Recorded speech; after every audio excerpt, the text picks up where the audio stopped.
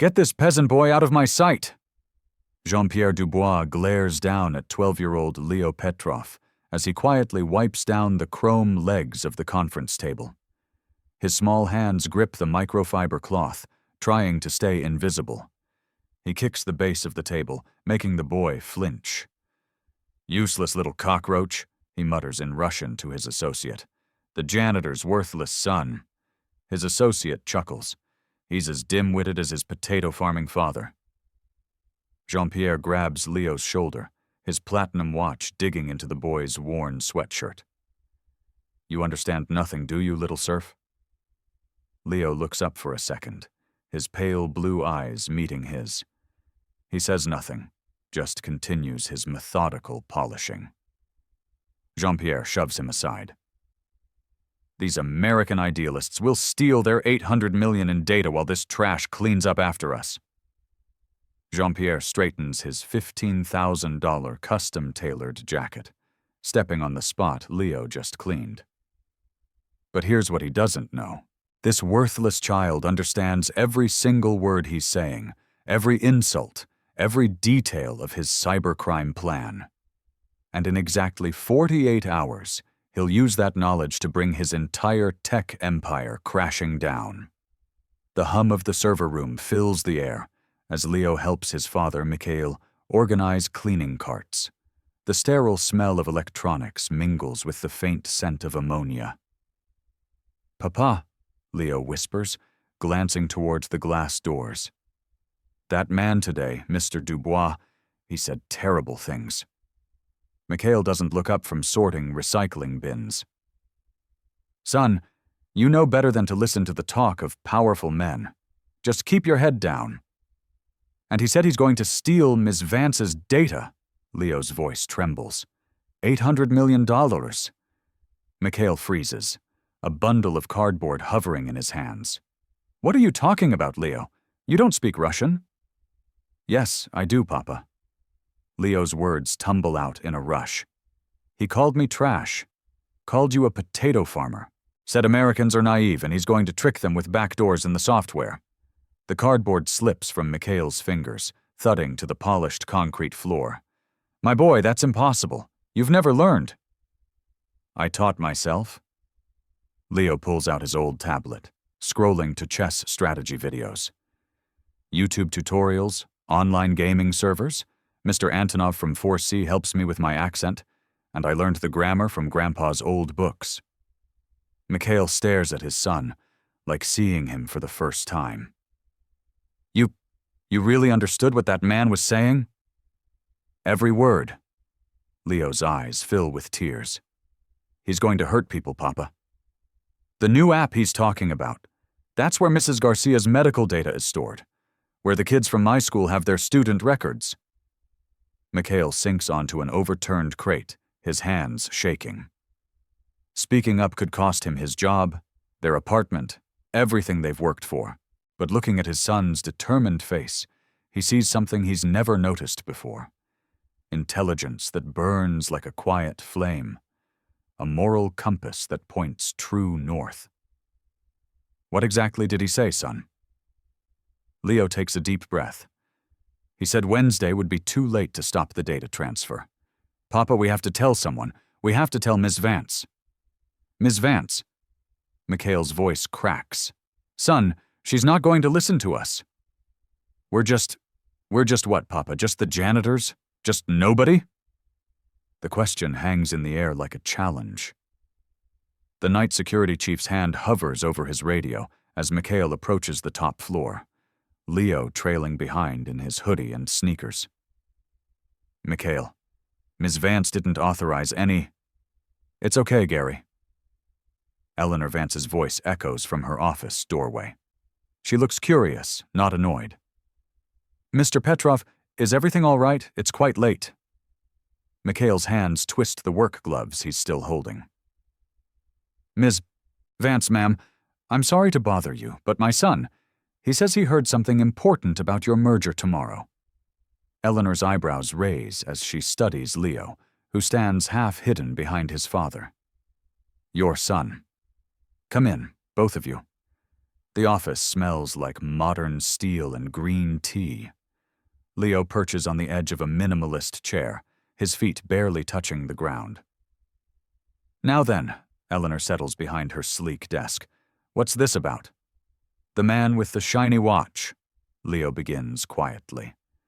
Mr. Dubois, he spoke in Russian. He said things. Russian? Eleanor leans forward. Honey, I don't think you understand. He said you're a fool, that Americans are naive and easy to trick. Leo's voice grows stronger. He's planning to steal your user data through hidden code. Eleanor exchanges glances with Mikhail, then speaks gently. Sweetheart?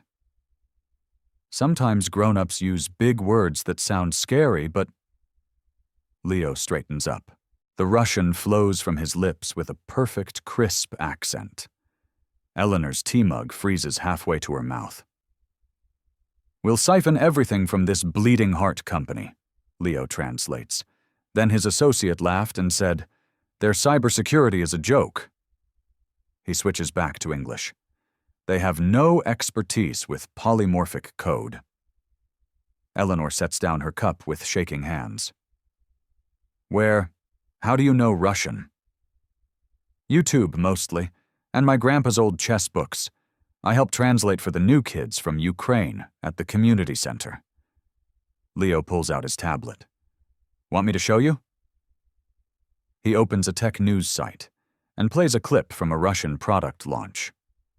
As the rapid-fire Russian flows from the speaker, Leo translates simultaneously. The presenter is saying the new satellite has military-grade encryption. The rival company claims the launch is a cover for illegal surveillance technology. Eleanor's jaw drops. The translation is flawless, capturing not just words, but technical context and industry nuance. Leo. Her voice is barely a whisper. What exactly did Mr. Dubois say about our merger?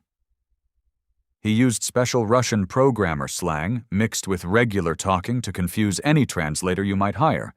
He said the real code gives him root access after 48 hours, not you, and there are hidden scripts that will copy all your data before you can stop him. He slides off the chair and approaches her desk. Ms. Vance, can I see the source code? With trembling hands, Eleanor pulls out a laptop with the code sections. Leo scans them quickly, his young finger tracing the lines. Right here. He points to a seemingly innocent function. This says temporary data sync. But in the Russian coding framework, temporary actually means until primary archive is complete. And this command here, he taps another line. In St. Petersburg slang, it means full data ownership, not shared access, like your translator probably said. Eleanor stares at the code, then at this 12-year-old who just exposed a multi-million-dollar cyber heist. There's more, Ms. Vance. Leo's voice drops to a whisper. He said something about other American tech firms they've done this to before, and he laughed about how easy it is because Americans never learn Russian well enough to catch them. The office falls silent, except for the hum of the air purifiers. Eleanor looks at Mikhail, who appears as stunned as she is. Mr. Petrov, Eleanor finally says, your son may have just saved our company from the biggest data breach in our history. Leo climbs back into the chair. Ms. Vance, the signing is tomorrow, right? He said he moved it up because he wants to finish the transfer before anyone gets suspicious. Eleanor reaches for her phone with shaking hands. I need to call my security team now. Wait. Leo holds up a small hand. He also said something about having a backup contact already paid off to help them if anything goes wrong. Someone in your company. The room temperature seems to drop 10 degrees. 7-year-old Leo pressed his face against their apartment window, watching the Ukrainian family across the courtyard struggle with online school registration. Mrs. Kovalenko held official emails, tears streaming down her face as she tried to communicate with a school district IT person on the phone. Papa, why is she crying? Leo had asked. Mikhail pulled his son close. Sometimes, my boy, when people can't speak the same language, they can't get help, even when they really need it. That night, Leo watched his first Russian language chess tutorial. Present day, Eleanor's office. I started with Spanish, Leo explains quietly, his small hands folded in his lap. For the kids at school whose parents couldn't understand the school website. Then Russian when the families from Kiev started moving into our building. Eleanor leans forward, captivated. How many languages do you speak, Leo? 5 fluently, working on 2 more. He shrugs like it's nothing special. Mrs. Rodriguez taught me Spanish. Mr. Chen helps with Mandarin. I teach myself the others online. Mikhail's voice breaks with pride and pain. He stays up until midnight sometimes, watching foreign tech news, helping neighbors fill out online forms. I thought he was just playing games on that tablet. Why languages, honey? Eleanor asks gently. Leo looks up with eyes too wise for his age. Because when people can't understand each other, bad things happen. Kids get scared. Families get stuck. People like Mr. Dubois think they can trick everyone. He pulls a worn notebook from his backpack, pages filled with Russian script, Spanish vocabulary, Mandarin characters, all in his careful 12-year-old handwriting. Papa always says our minds are our best tool, but he also says tools are meant to be used to build, not hidden away. Leo traces a Russian phrase in his notebook. This says, knowledge is power. I learned it from helping Mr. Antonov with his citizenship test. Eleanor studies the notebook, amazed by the depth of study. Leo, this is university-level work. I know. His voice is a matter of fact. But university costs money we don't have, so I learn for free and I help who I can. Mikhail wipes his eyes. My boy translates IT manuals for our neighbors, helps parents at the library. I didn't know he was this smart. You always knew, Papa, Leo whispers. You just didn't know other people would listen. Wednesday morning. Conference room. I need you to be my secret weapon, Eleanor whispers to Leo as they stand outside the glass conference room. Can you handle that? Leo nods, clutching his tablet. Inside, he can see Dubois pacing while speaking rapidly into his phone in Russian, of course. Remember, you're just here with your dad while he works. Act like a normal kid. Can you do that? Yes, ma'am.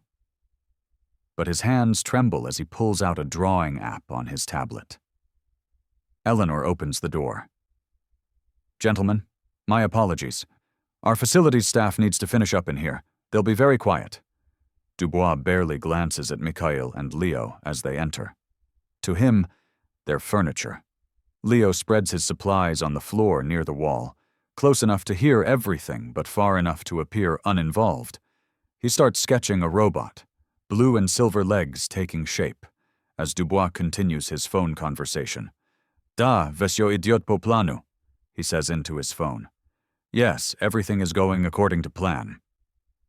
Leo's stylus pauses for just a moment, then continues moving across the screen. Amerykanci niczego nie znają o polymorfnym kodzie. My использujemy tu języku, żeby polnością kontrolować projekt. The Americans know nothing about polymorphic code. We'll use this loophole to control the project completely. A robot arm gets sketched a little too hard, the stylus pressing deep into the screen protector. Dubois' associate enters, closing the door behind him. Wy говорите po-angliski tak, żeby nie wyzwać podozrení? Are you speaking English in a way that raises suspicions? Niet, oni wse bez poniatia. No jest nebolszaja problema. Jurist, któremu mi zapłacili w kompanii, skazał, kto to хоче перепровірити деталі projekta. No, they're all clueless. But there's a small problem. The lawyer we paid off in the company said someone wants to review the project details. Leo reaches to change the color of his stylus, accidentally dropping it. It clatters across the concrete floor. Sorry, he whispers, scrambling to pick it up. Both Dubois and his associate ignore him completely. Kto to? The associate asks. Ja nie znaju, no my zastavim jego soglasicia, inače ma jego uniktojim. I don't know, but we'll make him agree or we'll destroy him.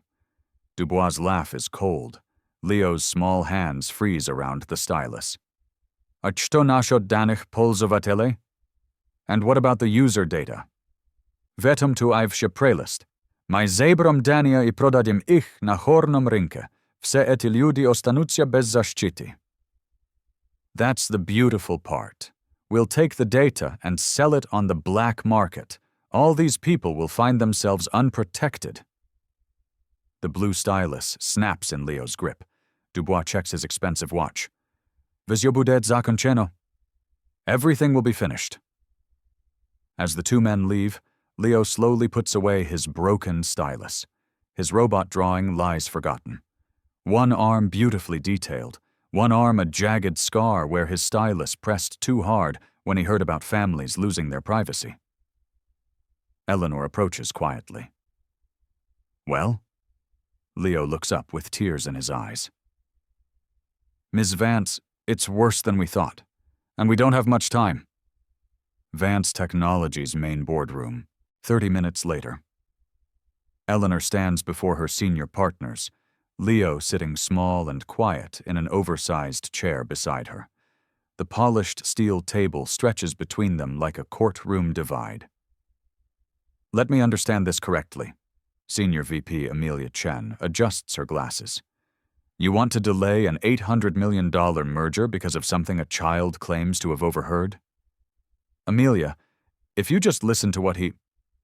Eleanor, partner Robert Davies interrupts, his voice dripping condescension. Are we really taking cybersecurity advice from the janitor's son? This is absurd. He's 12 years old. Chen's voice rises. Children mishear things. They make up stories for attention.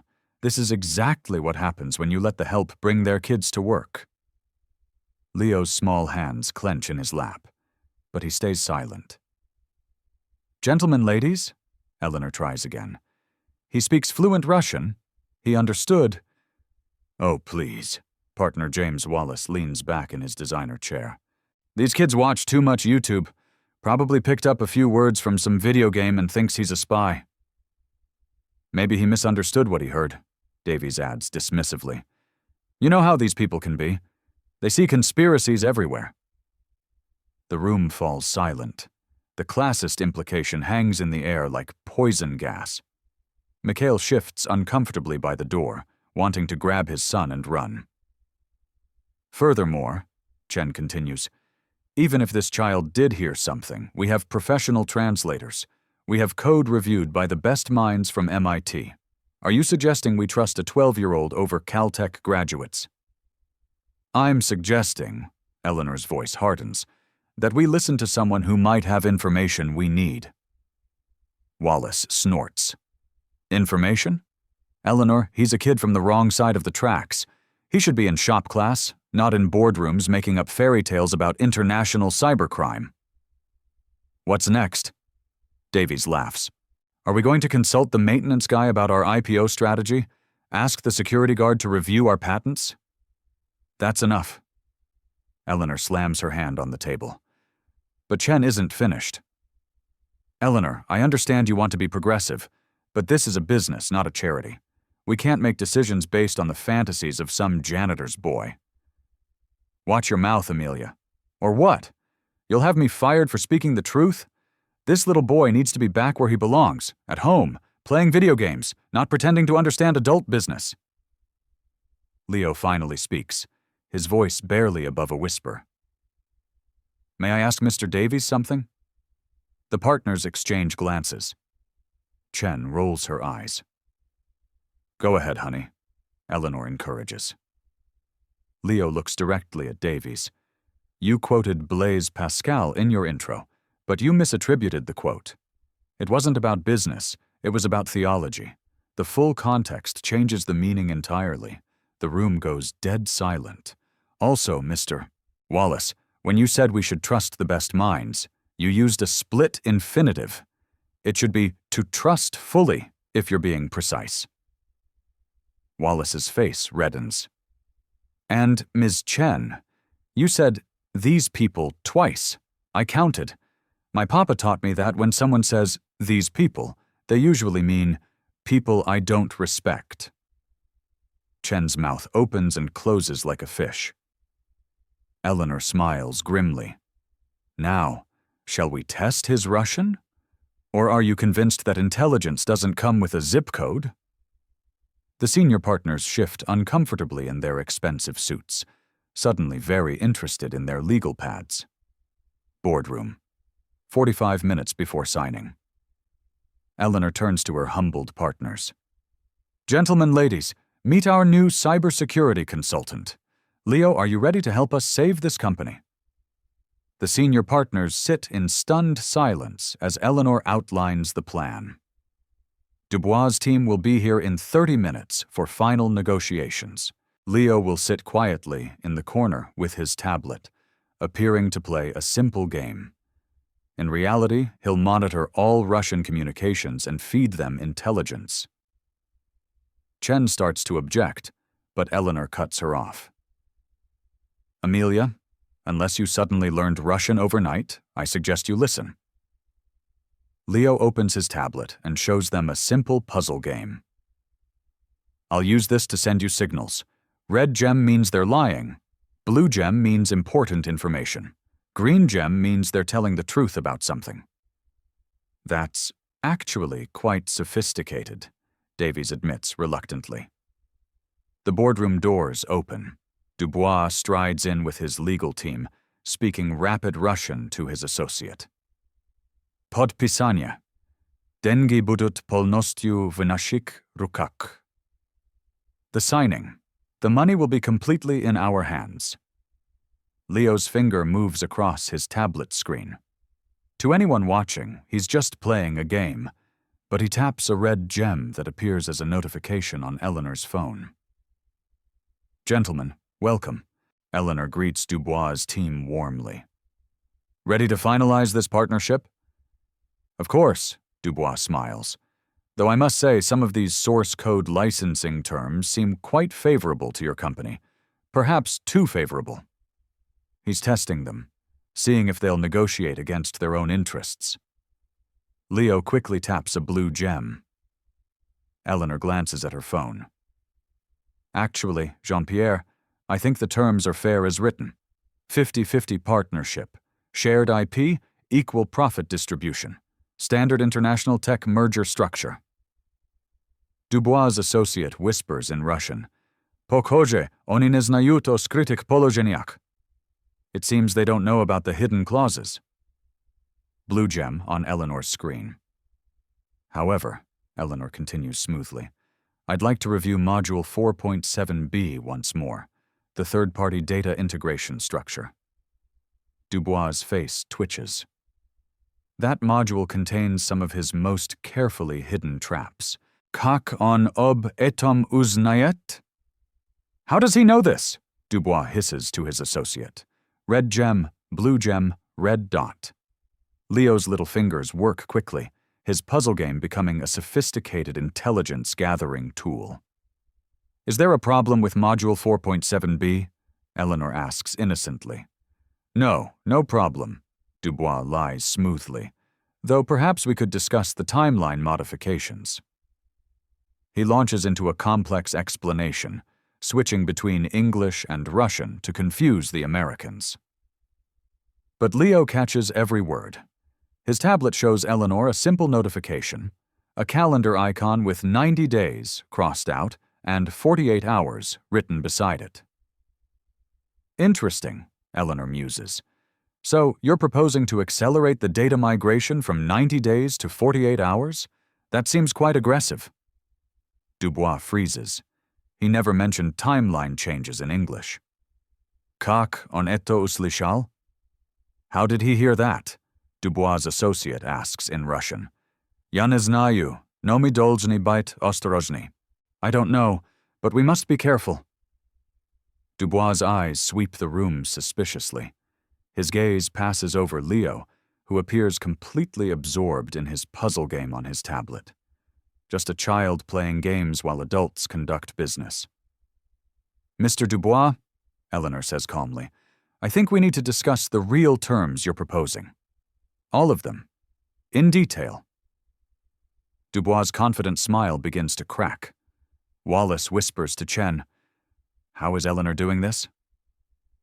Chen watches Leo's innocent face as the child continues his game, then whispers back, "I think we owe someone an apology." Eleanor's private office.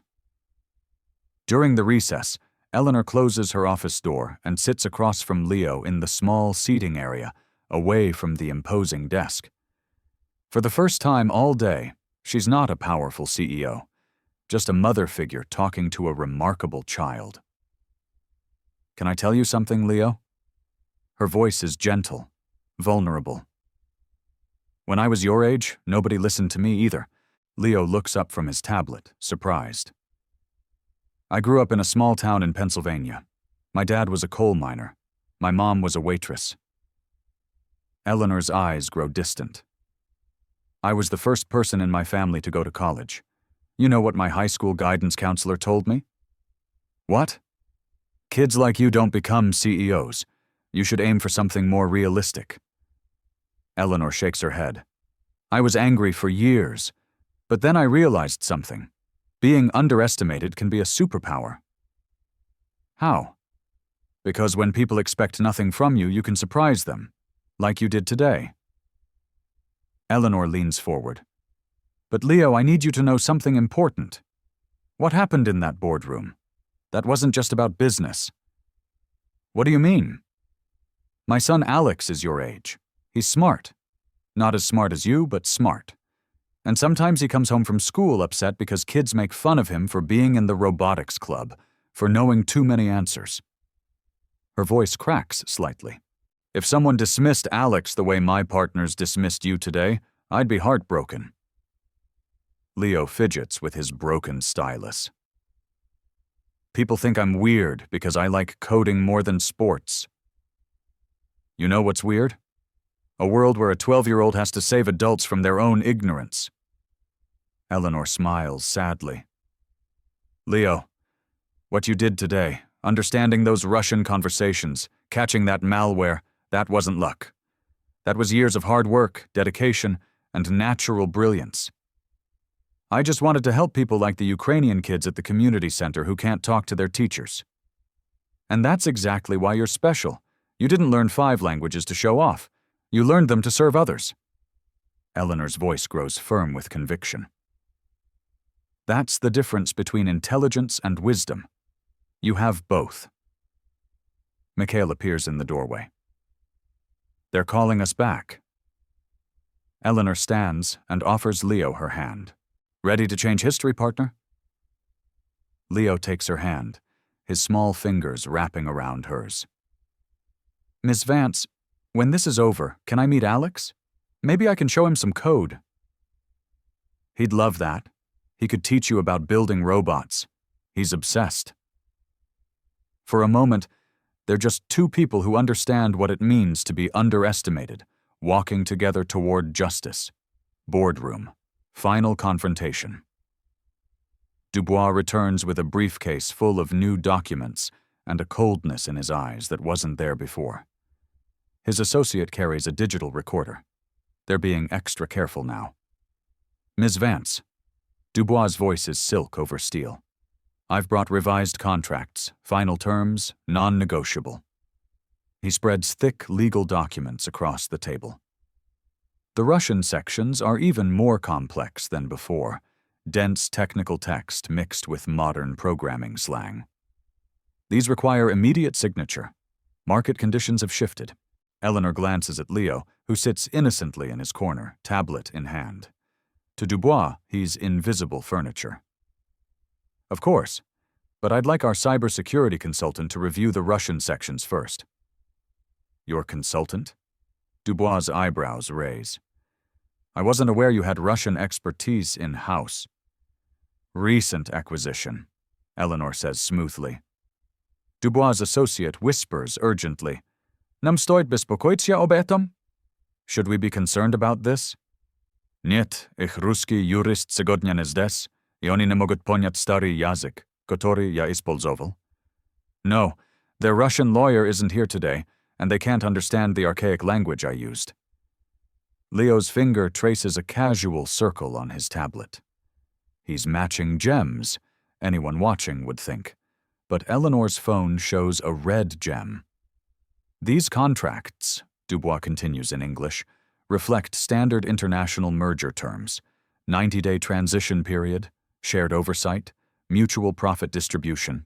His words sound reasonable, professional, but in Russian, he tells his associate, Nastoящий tekst дает нам полный контроль всего через 48 часов. И когда они попытаются разорвать контракт, они заплатят 250 миллионов штрафов.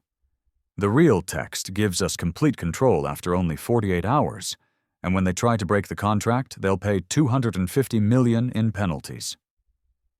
Blue gem, red gem, blue gem on Eleanor's screen. Leo matches a sequence of gems that looks like a house with numbers, 48 hours and $250 million.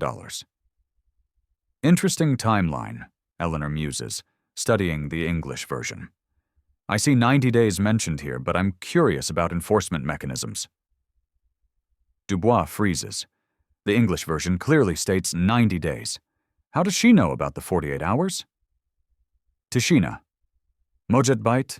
Eto bila dogadka. Quiet. Maybe it was a guess, the associate hisses. Red gem appears on Eleanor's phone. Mr. Dubois, could you clarify the penalty structure? The Russian seems quite comprehensive. Dubois' confidence cracks. What penalty structure? The 250 million in liquidated damages mentioned in Section 73C of the Russian text. The temperature in the room drops 10 degrees. Dubois' face goes pale. Eto nevozможно. Oni ne могут читать по-русски на этом уровне. This is impossible. They can't read Russian at this level. Должен быть шпион? There must be a spy. Both gems, red and blue, flash frantically on Eleanor's screen. Dubois' eyes scan the room like a predator seeking prey. They pass over the senior partners, the legal assistants, Eleanor herself, and land on Leo. The little boy sits quietly, playing his puzzle game, completely absorbed in his childish pastime. Dubois stares at him for a long, suspicious moment. Then he walks over to his chair. Little boy, his voice is deceptively gentle. What are you playing? A game, Leo answers without looking up, continuing to play. Как тебя зовут, маленький мальчик? What's your name, little girl? The question is a trap. If he understands, he'll react. Leo continues playing, showing no sign he heard anything unusual. Тебе нравятся игры? Do you like games?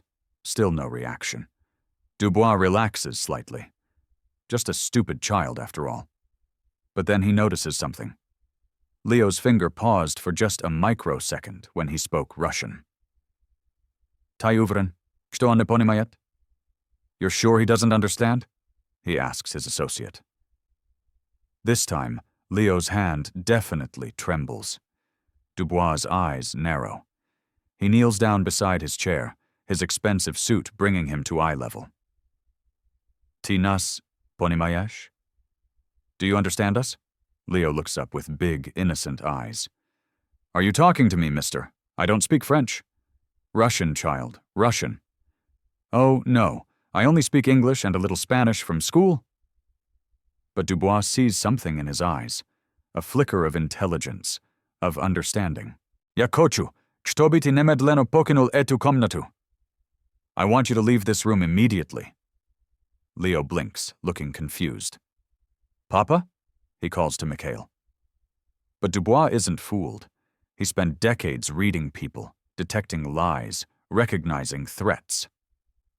Miss Vance, his voice turns deadly serious. I want this child removed from the room, now. Jean-Pierre, he's just... now! Dubois slams his hand on the table, I will not conduct business with unauthorized persons present, especially not— He glances at Leo with pure venom. Unwanted observers.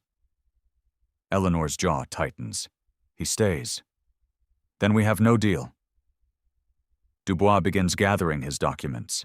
The moment of truth. Millions of dollars hang in the balance. Eleanor's entire firm's future rests on her next decision. She looks at Leo, this brave little boy who's risked everything to expose the truth. Leo, Eleanor says clearly, would you please tell Mr. Dubois in Russian exactly what you heard him say about the $250 million penalty clause? The room goes dead silent. Dubois' face turns white as paper, and Leo stands up, looks Dubois directly in the eyes, and speaks in perfect, crystal-clear Russian. I heard you say that the real text gives you complete control after only 48 hours, and that the Americans will pay $250 million in penalties when they try to break the contract. Dubois staggers backward like he's been shot. The stupid little peasant boy just destroyed his entire criminal empire. Boardroom. The dramatic reversal. The silence stretches like a taut wire, ready to snap. Dubois stares at Leo as if he's materialized from thin air. No longer invisible. No longer dismissible. No longer just a child. Eto nevozможno. The words escape his lips like a death rattle. Leo steps forward, his tablet clutched in his small hands, and addresses the room in clear, confident English. Mr. Dubois has been speaking Russian this entire time because he believed none of you could understand him. He called me a cockroach, useless pest, and worthless trash. He called my papa a potato farmer. He said, Americans are naive and easy to fool. His voice grows stronger with each word. But worse than the insults, he's been planning to steal $800 million worth of your data through malicious code. The Russian text gives him complete control of your servers after 48 hours, not 90. If you try to stop him, you pay $250 million in penalties. And the user data from millions of families? He plans to sell it all on the black market. Dubois' associate bolts for the door, but Eleanor's security team, quietly summoned during the recess, blocks his exit. Furthermore, Leo continues, pulling up his tablet, I recorded everything. He taps the screen. Dubois' voice fills the room, speaking in Russian with English subtitles scrolling across the tablet. We'll siphon everything from this bleeding heart company. Their cybersecurity is a joke. We'll make him agree or we'll destroy him. The people will find themselves unprotected. Chen's hand flies to her mouth. Wallace goes pale. Davies stares at Leo like he's seeing an angel. You recorded me? Dubois' voice is barely a whisper. I recorded everything, Mr. Dubois, including you laughing about how you've done this to other American companies before, including you mentioning the backup contact you bribed in this firm. Eleanor steps forward. Jean-Pierre Dubois, I'm canceling this merger effective immediately. Furthermore, I'm reporting attempted wire fraud to the FBI, the Securities Exchange Commission, and international authorities. Wait! Dubois raises his hands desperately. Please, let me explain. Explain to a federal judge, Eleanor cuts him off. But Leo isn't finished. He walks directly to Dubois, this small 12-year-old boy facing down a man who tried to steal nearly $1 billion. Mr. Dubois, his voice is calm, mature beyond his years. Do you remember what you called me when I was cleaning the table? Dubois' mouth opens and closes soundlessly. You called me a useless little cockroach and told someone to get me out of your sight. You kicked the table I was cleaning. You grabbed my shoulder so hard it left a mark. He pulls down the collar of his hoodie, showing the faint red marks from his watch. But you know what's funny? While you were busy thinking I was worthless, I was busy saving $800 million in assets and protecting millions of families from losing their privacy. The words hit Dubois like physical blows. And now, Leo's voice carries the quiet authority of absolute justice. Everyone will know that a 12-year-old boy you called garbage was smart enough to stop your entire criminal operation. Dubois collapses into a chair, his empire crumbling around him.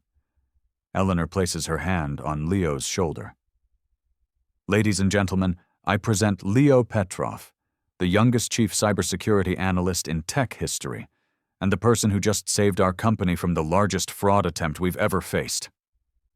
The room erupts in applause, slow at first, then thunderous. Chen stands. Leo, I don't know how to apologize for what I said earlier.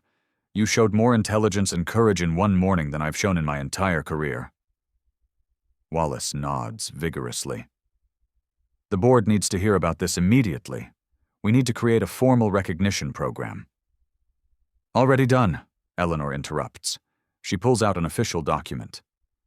Effective immediately, Leo Petrov is appointed junior cybersecurity consultant with a full educational trust, his own lab, and compensation appropriate to the value he's provided this firm. Mikhail steps forward, tears streaming down his face. Ms. Vance, we can't. This is too much. Mr. Petrov, Eleanor turns to him with deep respect. Your son didn't just save our company. He exposed international cybercrime that could have hurt countless families. This isn't charity. It's payment for services that no amount of money could truly cover. Davies approaches Leo hesitantly. Could I shake your hand? I've never met anyone quite like you. As Leo shakes hands with the senior partner, the same people who called him a liar and a fantasist. An hour ago, Dubois makes one last desperate attempt. Please, he begs Eleanor. I have family, children of my own. If this goes public, I'll lose everything. Leo turns to him, and for a moment his 12-year-old compassion shows through. Mr. Dubois, I hope your children never have to hear adults call them worthless because of how they look or where they come from. I hope they never have to prove they're smart enough to exist in the same room as you. His kindness is more devastating than any accusation. But you tried to steal data that belongs to kids like me. You tried to hurt my community, my friends, my neighbors. So no, I can't help you now. Eleanor's phone buzzes with notifications. News outlets already picking up the story. 12-year-old genius exposes billion-dollar cyber heist. Janitor's son saves major tech firm. Child prodigy outsmarts international criminal. Leo, Eleanor kneels down to his level. There are going to be reporters, interviews, maybe even job offers, but I want you to know you never have to be anyone's symbol or spokesman. You're a child first, a genius second. Can I still help the Ukrainian kids with their translation? You can do whatever makes you happy. Chen clears her throat awkwardly. Leo, would you be willing to teach some of us basic Russian? I realize we have significant gaps in our international capabilities. Leo looks up at the woman who called him the janitor's boy just hours ago. Of course, Miss Chen. Learning new languages is fun. Even grown-ups can do it if they try really hard. The gentle innocence of the response, devoid of malice despite the earlier cruelty, brings tears to Chen's eyes.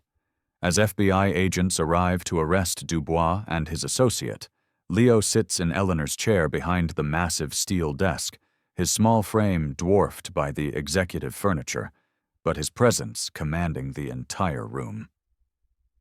The worthless trash Dubois tried to sweep away has become the most powerful person in the building, and he's only 12 years old. 1 year later, Vance Technologies. The brass nameplate on the lab door reads, Leo Petrov, Junior Cybersecurity Analyst. Inside, 13-year-old Leo sits at a custom-built workstation, reviewing code in 3 different languages, while his homework lies open nearby, advanced physics that would challenge most college students. His office walls display certificates of recognition from the FBI, the Department of Homeland Security, and 3 universities offering him early admission. but the spot of honor goes to a framed photo. Leo teaching coding to a group of refugee children at the community center, all of them laughing at something he's written on the whiteboard. A soft knock interrupts his concentration. Eleanor enters with a young boy who looks remarkably like her. "Leo, I'd like you to meet my son, Alex." Alex, sandy-haired and shy, clutches a small robot and stares at Leo with a mixture of awe and nervousness. "Mom says you speak like 100 languages," Alex whispers. "Only 7 fluently," Leo grins, closing his textbook. "But I'm working on Japanese." "Want to hear something cool in Russian?" "Really?" "Я люблю робототехнику." Leo points to Alex's robot. "That means I love robotics, too. My friend Ivan taught me all the tech words when he moved here from Kharkiv." Alex's face lights up.